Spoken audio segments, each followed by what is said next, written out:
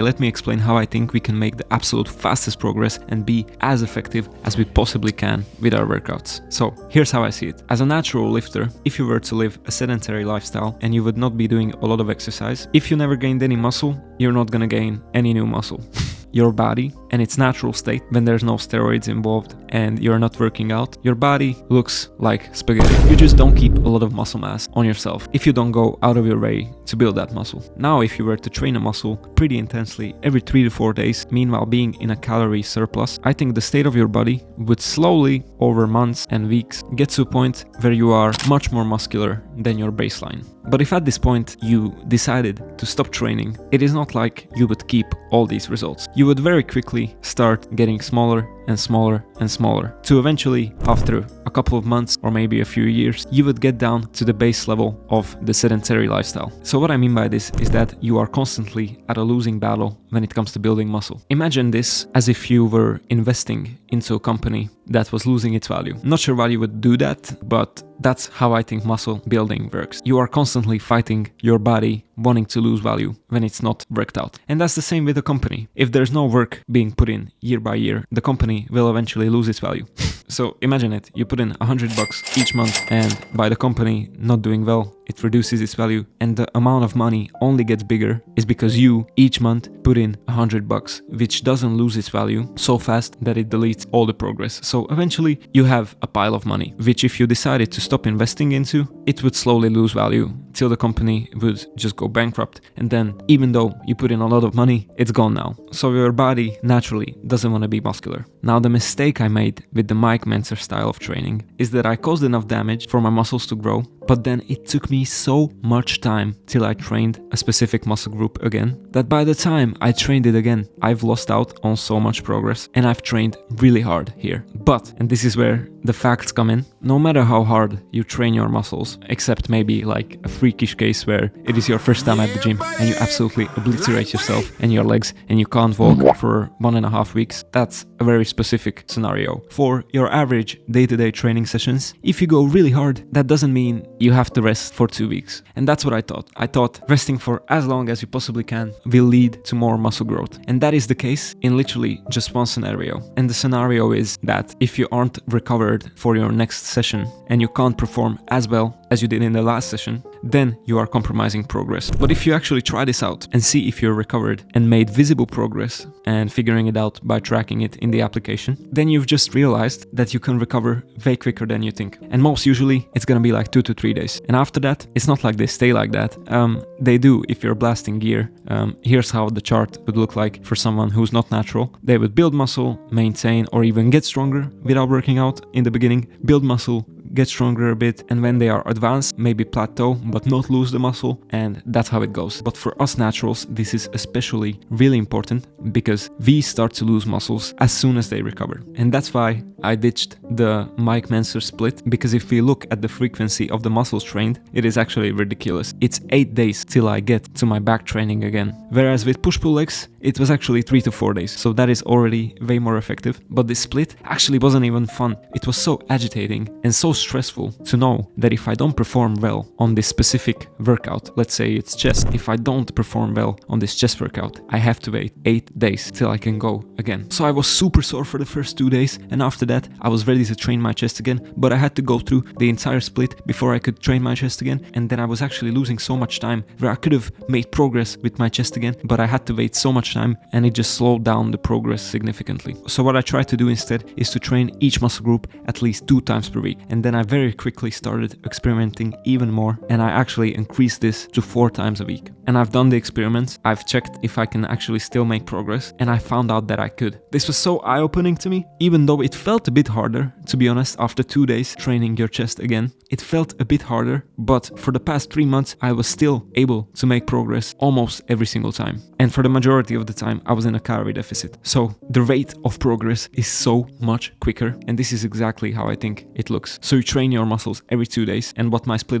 is an upper and lower split. I have 2 versions of my upper body day. First is more chest and back biased, and the second is more arms biased. But both of those trainings, I train my arms and my chest and back as well. But one day I prioritize my arms, and the next day I prioritize chest and back. Now, not only is this split so much fucking fun, and I'll explain why I think it is so much fun and why I love it so much, but I actually see the results that I can make progress at literally 4 times the speed, because every time my muscle is recovered, I just bust it all up again. This is exactly how it is. I grow, and before my muscles have a chance to shrink down, I use them again and again and again. And I don't use them for 10 sets each workout. It actually doesn't require a lot of volume to at least stop your muscles from atrophying, to at least stop them from shrinking. If on my arm focused upper body day, I can do at least 2 sets of a really intense chest exercise, that's gonna be perfectly enough for me to recover in another 2 days for when it's time to hit chest again. But in that time, I can for sure know that my chest is not being torn apart for energy, because it's being used frequently, and your body is gonna prioritize keeping that muscle and even making it bigger. And this is the part where you have to listen to your own body. Please don't take what I say for 100%. You have to try this out. For me, I've tried this out. I can recover just enough so that I can train my muscles every 2 days. This might not be the case for you. I would bet my money on the fact that you can do it in 3 days. Very few people,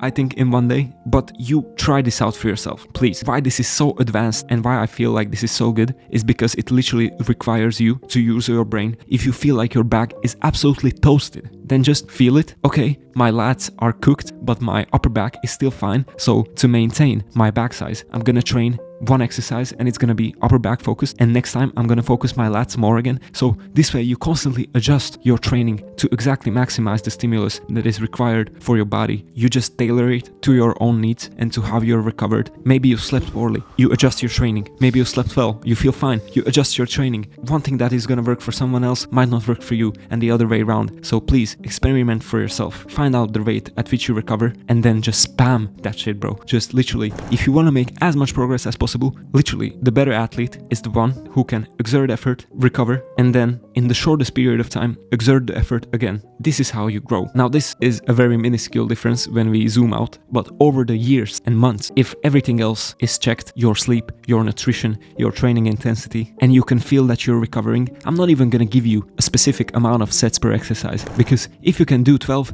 go for it. Literally, you have to experiment with this for yourself, and this is gonna take weeks, but if you wanna have really advanced results, it's gonna take some advanced thinking. Now for me, I usually do 10 to 15 sets per week, but that is divided into 3 or 4 workouts. So this is how it's actually manageable to do, because on a specific workout, you actually don't do that much volume per muscle group. You do like 3 to 5 sets. That's why it's manageable, and that's why it's so fun. What's the point of going for 8 sets per muscle group per training if from the 4th set you are nowhere near as strong as in the first 4? You know how you can make the most progress is that to always perform sets when you are the strongest. Don't waste more time in the gym. Go home, come back in 2 days, not in 8 days. In 2 days, you are way more recovered than you need to perform another 4 sets, and then in 2 days again. And now you took 12 sets, which you were doing before in 1 day, where pretty much the last 8 were just junk volume. You split it up into 3, and now each 4 is way more high quality, and your workouts are so much fun. Imagine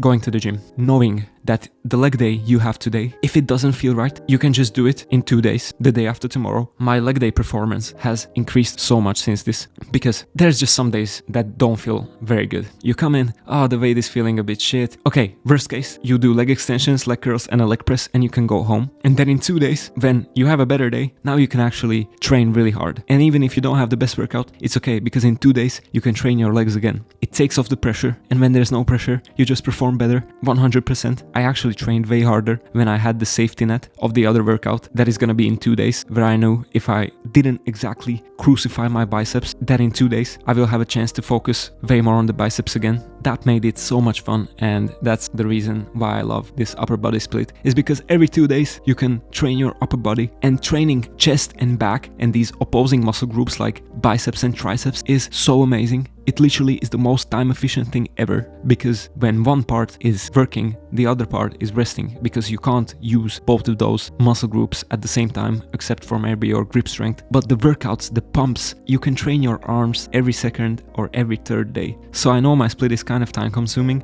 but that is because I asked myself if I love going to the gym, and the answer is absolutely. It is one of my favorite activities. So I was like, why am I trying to avoid the gym if it's one, beneficial for me and I love it? So I just made my split a bit excessive, but I can still recover, and each little detail that I put in, like training your forearms or your real delts, is actually still beneficial. So I just do it and I love it. And that's why I believe if you're an A-type person, this could be a pretty cool split for you. The B-type is not that different. It's a little bit more time efficient in my opinion, but I just like going to the gym and I like having the certainty of knowing that I trained each individual little muscle. So this is how I do it. Upper body version 1 is more back and chest focused. So 6 sets for back, 4 for chest. Why I do less sets for chest is because, again, I listen to my own body. I feel like I can just damage my chest way quicker than I can my back. And I think that is because the chest is made up of mostly fast muscle fibers. Even only 2 sets of intense chest training I can feel the other day. Whereas with back, it's a little bit more tricky. So that's why I do 6 sets for my back. It's usually 2 exercises, a horizontal and a vertical pull for the upper back and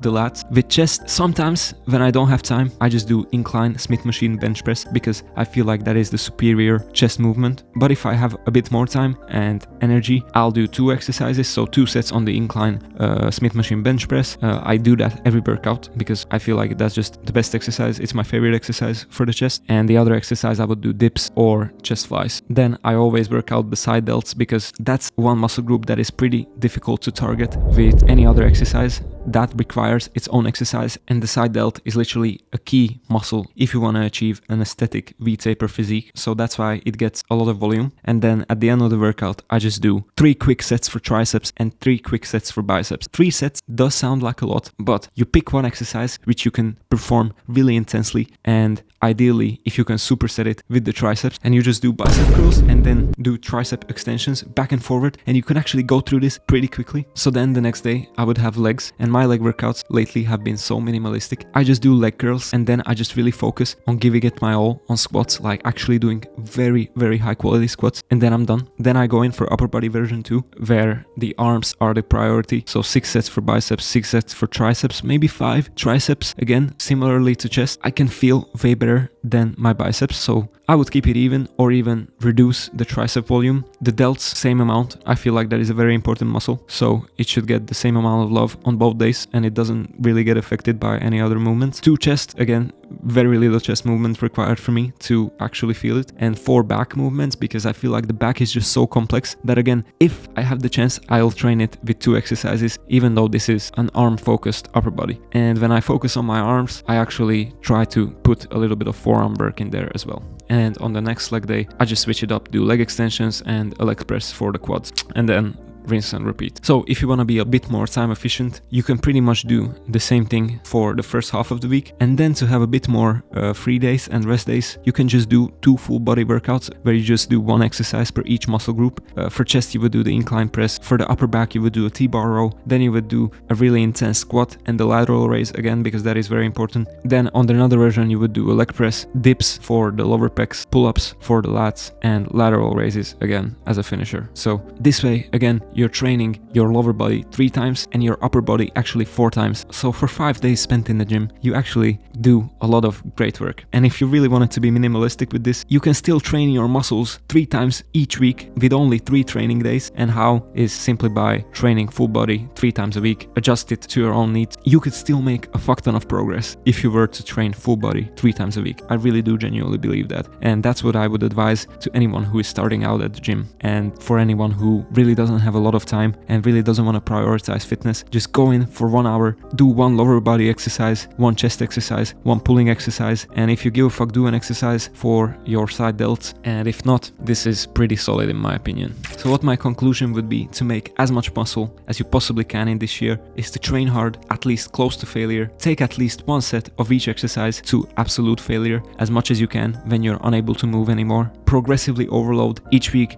do either more reps or increase the weight by a little bit, train as often as you can, and as often as you can still progressively overload. You can track this by tracking it in a notebook or in an app or just the notes app on the iPhone, really seeing if from 1 month to another you can still perform the same exercise with the same form, with more reps or more weight. If you can do that while training each muscle group 2 or 4 times a week and have good nutrition and good sleep, I feel like you are pretty close to maximizing your capabilities as a natural lifter, and I feel like you will definitely make progress.